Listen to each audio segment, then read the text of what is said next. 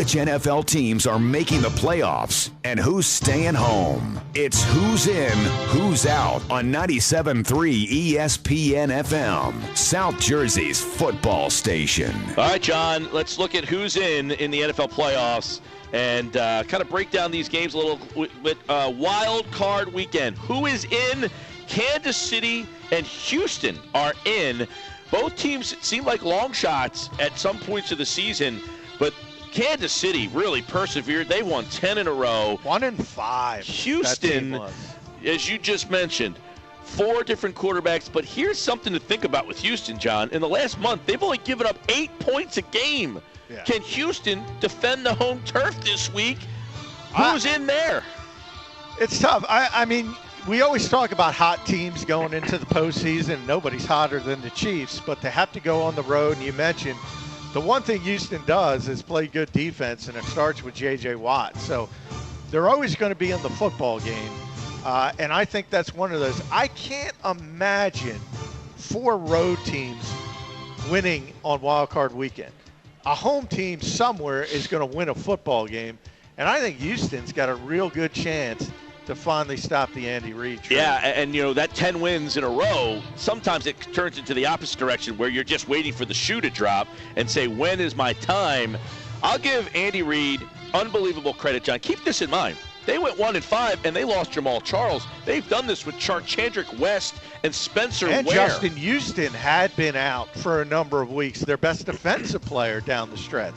So he's done a wonderful job, and Philadelphia Eagles fans are realizing the grass isn't always greener on the other side. 420 on 97.3 ESPN. Wild card AFC. Who's in? It ended up being Pittsburgh and Cincinnati. We had picked those two for most of the way, but here's a 3-time matchup now. AFC North teams facing in the playoffs. But Pittsburgh now is facing a team that's going to be probably using a backup quarterback. And this goes back to just get yourself in. Yeah. Who's not the best team? Who's the healthiest? Well, I know Pittsburgh should be sending thank you letters to Rex Ryan in Buffalo. I know one Steelers fan that's not going to be doing that here at the Golden Nugget. But if you look at the that AFC, gentleman was angry. Well, he was angry. But if you look at the AFC side of things and how it's broken out, the injuries in New England, and not Tom Brady. We don't know if it's Brock Osweiler. It's probably going to be Peyton Manning. The quarterback situations, A.J. McCarron instead of Andy Dalton, but Big Ben is there. And now that the Steelers are in, they have every opportunity to make a run. I think they beat Cincinnati without Andy Dalton. I think they move on. Best passing game in football. Antonio Brown, best receiver in football. I think the Steelers outscore them. I feel bad for Cincinnati. They've had a really good year. They've come this far, and this happens to you. I don't know. Pittsburgh the last 2 weeks has played almost lifeless football when it's mattered the most. They have. But this is a week-to-week league, as you know. 1 week you look great, I agree. Next week you look bad, and I just see Ben in that spot with those receivers. I think it's going to be really tough for A.J. McCarron to win a shooting, an up and down encounter. And I don't know how you stop Pittsburgh in this situation from at least scoring 24, 27 points. Can McCarron do more than that? I don't think so. Paul Brown Stadium, Cincinnati, 8:15, 97.3. Sunday afternoon, we have a doubleheader for you right here. Who's in? Seattle, in. Minnesota, in. Both those teams we've had in and out throughout the time. Towards the end, Seattle got a little more stable. I went with Minnesota to win that division, and now because of it, they're going to get the home game. Is that enough for them to knock off Seattle, who historically has been a much better home team? Not this year. They've been better on the road, though. And people just take this game for granted because Seattle beat Minnesota 38-7 in Minneapolis in Week 13. Incorrect. Vikings are going to win this game. Wow. 2 reasons. It's going to be 12 degrees. That's the Seattle cold. Seahawks it feels like it's cold. Are not going to enjoy playing in that. Second, people have to place context on that first game. Linval Joseph wasn't playing. Anthony Barr wasn't playing. Harrison Smith wasn't playing.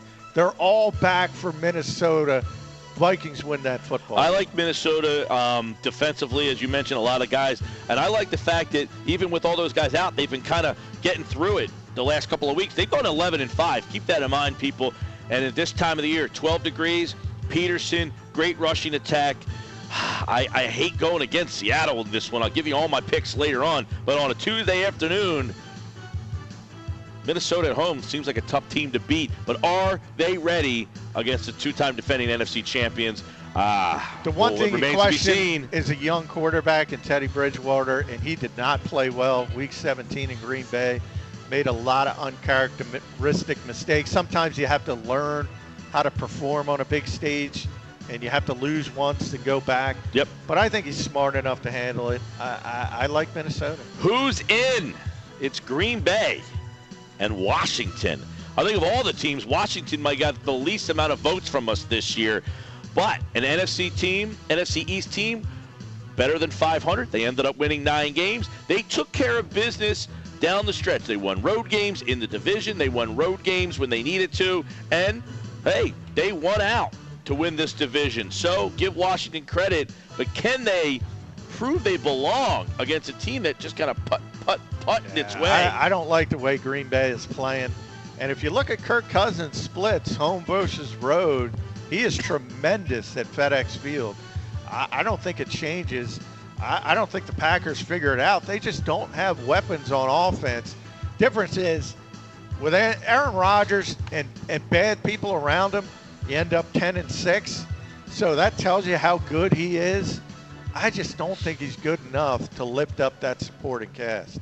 FedEx Field, Landover, Maryland, right here on 97.3 ESPN. That's who's in the NFL playoffs. The 20 other teams, they're in the draft. You can check out the draft order on our website, 97.3 ESPN. The Eagles draft 13. The Giants, because of that loss, they move up to number 10.